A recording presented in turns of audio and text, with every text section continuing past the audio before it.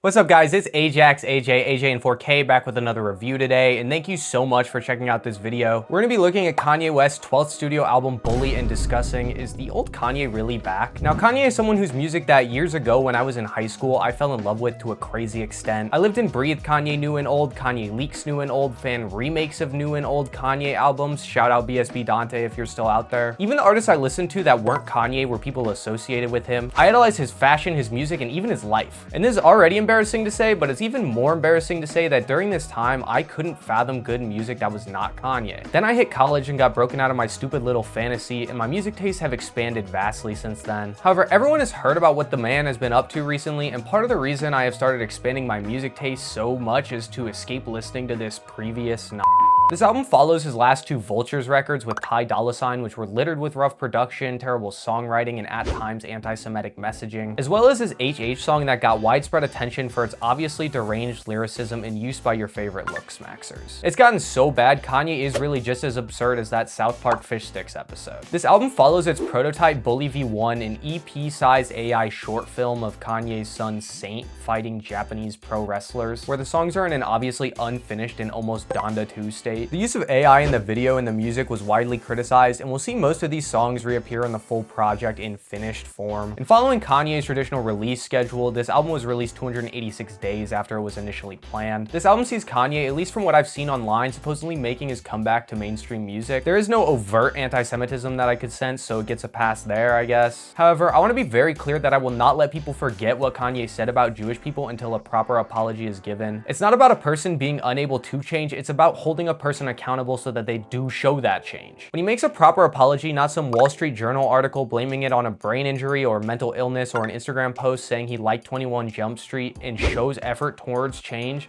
then true progress will be demonstrated. And an apology should be equal in magnitude to the issue. Like, Kanye should in all reality make a whole new album coming to terms with the person he's been for the past 5 years at least. He could maybe even work to fight the anti-Semitism on the platforms he can be active on considering all his bans. But hey, I'm just some guy.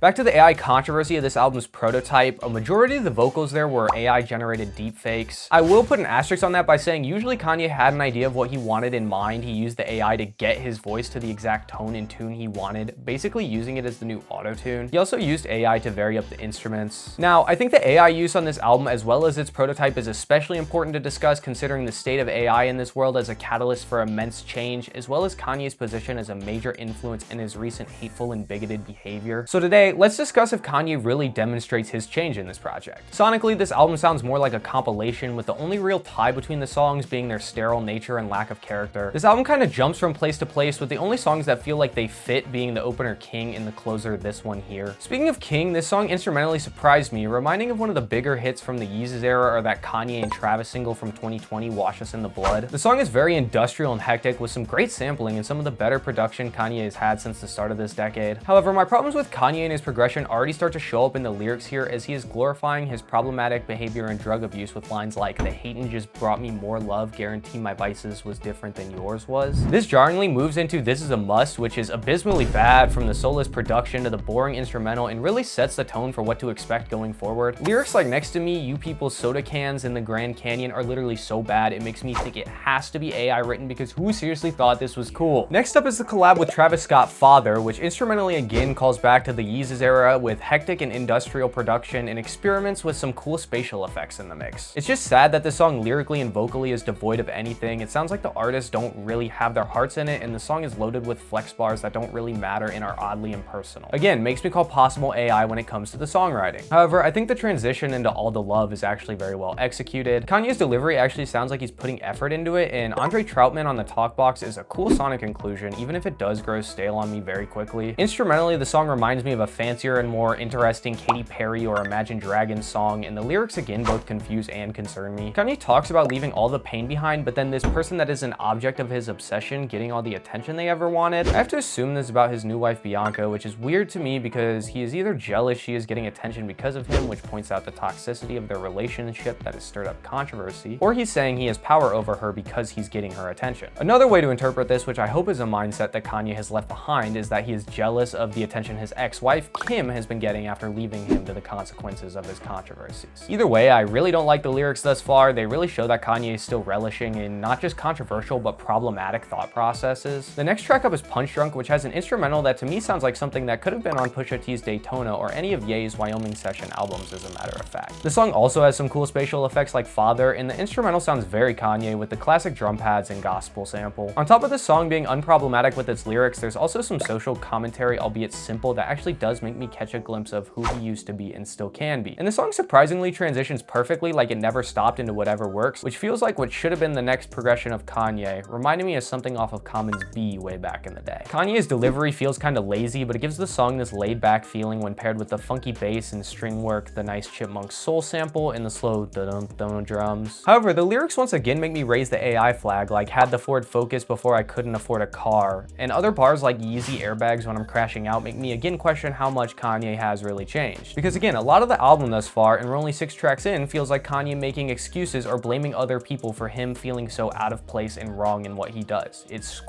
energy. And I can't go through every aspect of that in this video, otherwise it would be hours long, so I encourage you to look at the lyrics below and educate yourself on all the evidence that supports my claim thus far and going forward. Because I have 10 pages of notes on the lyrics alone, and I think it's better you accept my point from the artist's words themselves. The next cut on this project is Mama's Favorite, which feels like a sunrise with the Andre Troutman talkbox intro and the slow rising bass progression. Honestly, I wouldn't have found this song impressive for who Kanye used to be, but it reminds me again of the next natural progression of the Donda sound. My main gripe with this song is how short it is and how quickly it cuts to the voicemail section with Donda, even though I do find that part sentimental. However, lyrically, the song again demonstrates Kanye's obliviousness to the consequences of his actions. Lines like "don't think it's my job to explain it" and "bomb on everything trying to play us" really again demonstrate Kanye in this combative accusatory state. Track 8 is Sisters and Brothers, which sees Kanye playing with what sounds like a Donda 2 sound kit and some cool spatial effects once again. The weird static electricity feel to this track reminds me of something from Pusha T's My Name Is My Name era, even if this song is far less lyrically substantive and kind of lazy on the vocal delivery. Then we move on to the title track, which is completely changed since its inception on the Prototype Bully project. The creepy vocal samples, scary pianos, haunting strings, and frightening horns paired with CeeLo Green's threatening delivery really make this track cinematic. However, the lyricism here is beyond problematic, starting with CeeLo's "obey, baby, do what I say" refrain. There's also lines from Kanye saying he's a god and shouldn't be preached to or essentially advised. I'm not going to reiterate myself for the 100th time. I think it's obvious how these lines fit into my perception of the album thus far. You can just skip highs and lows completely in analysis. It really is a nothing burger lyrically and sonically. Then comes I Can't Wait, which has that Daytona-esque style again, creepy simple drum structure, but man is Kanye's shit T-Pain imitation annoying as fuck. Lyricism wise, this is just Kanye again vaguely hinting at the fact that nothing is wrong with him and his problems are the result of other people. Also, Kanye's second verse here was rapped by Young Moose and put through an AI Kanye vocal filter, which is surprisingly lazy for a project that is already catastrophically low effort. Following this is White Lines, and I gotta say, by this point in the album, I am unfortunately tired of the talkbox gimmick. It doesn't help that this song progresses like the heartbeat of a patient on their deathbed, slowing down from beyond boring to deathly slow. The songwriting is so generic and sterile that I again want to press the AI alarm. Then comes Circles, which I have to say has been boring to me since its inception on Bully V1. The song is repetitive, annoying, and simple, but maybe that's the point. However, at the same time, with Kanye and who he is now, this project in its current state, and the lack of lyrical substance this far, I have very little reason to believe much of any content exists to back a concept of any sort. I think the Don Toliver feature on this song, who is now fighting to have himself removed from the album, is honestly the only interesting part and does make the song better since its original inception. And this is coming from a guy who in all reality, gotta be honest, doesn't even mess with Don Toliver like that. The next song up is Preacher Man, my favorite song on this project's predecessor and the closest Kanye comes on this whole project to sounding not only like the old Kanye but good. The samples, simple drums, and vocal delivery remind me of maybe a Pablo or Proto My Beautiful Dark Twisted Fantasy song, but there isn't a lot of energy here and it grows old surprisingly quick. Also, initial leaks for this song had a Young Moose feature on it, which due to the vocal filter used earlier lead me to believe part of this song's vocals are also basically AI deepfakes. And again, problematic lyrics with lines such as "I go where they can never go," which is basically calling people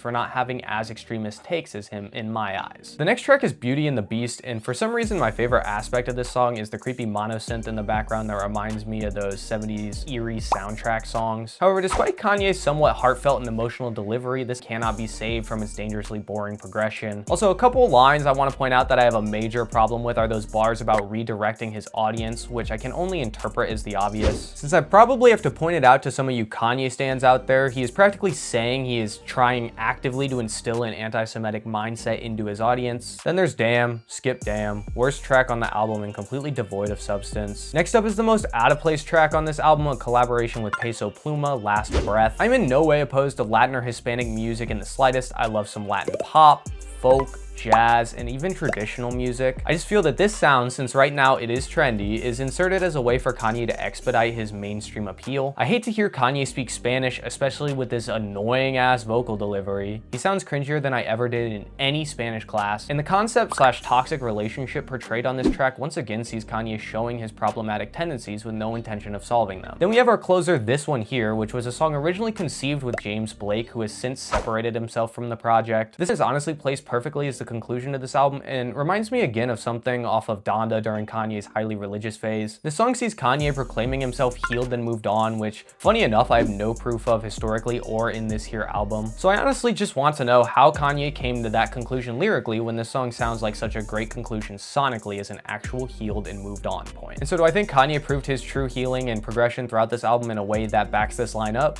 Obviously not. Even when he did address what we would call his faults and shortcomings, he continues to paint them as fundamental parts of himself that cannot be worked on when that just isn't the case. I know I'm not a psychiatrist, I know I'm not a mental health expert, and I believe, like all of the fans saying the old Kanye is back, that people can change. However, there just isn't really a point here where that change is demonstrated. Read over the lyrics. I read over each and every single one of them here, hoping to bring back one of my heroes from the dead. The sad truth is that in this department, Kanye will always be the same bigoted, hateful, and closed-minded person who tries to stir up controversy to cause social change somehow, without any actual logical mentality or plan behind changing the world with his thoughts. Which leads me to my next point, the AI usage here. We obviously discussed the Young Moose AI deepfake of Kanye, which is the lowest point of laziness on the whole album. And this doesn't include the use of AI as autotune, which diminishes the value of real singers who can vary their delivery and hit these notes the same way Kanye does here with effortless assistance. Again, I'm also curious to know how much of this album was written by AI due to the hilariously bad bars and oddly impersonal nature to them. For someone who is trying to push the technology of AI music forward, he surely is making a mockery of it. I feel like AI should be used to make interesting synthetic noise and patterns that are still unique and utilizable by artists, and in upscaling or remastering historical albums for audiences today. Not to act like you did more work than you truly did and are better than you truly are. And the AI usage is especially egregious here with the position that Kanye is in. He is someone who right now needs to be personal, needs to show change, needs to be himself, but instead relies on AI to be him. I think that's his resignation that he's totally lost. This album couldn't even be saved sonically, as there are very few songs that I find interesting and see myself returning to in the near future, and little to no songs I see myself revisiting long term. On my grading scale, I give this album a 7%, landing it an F-.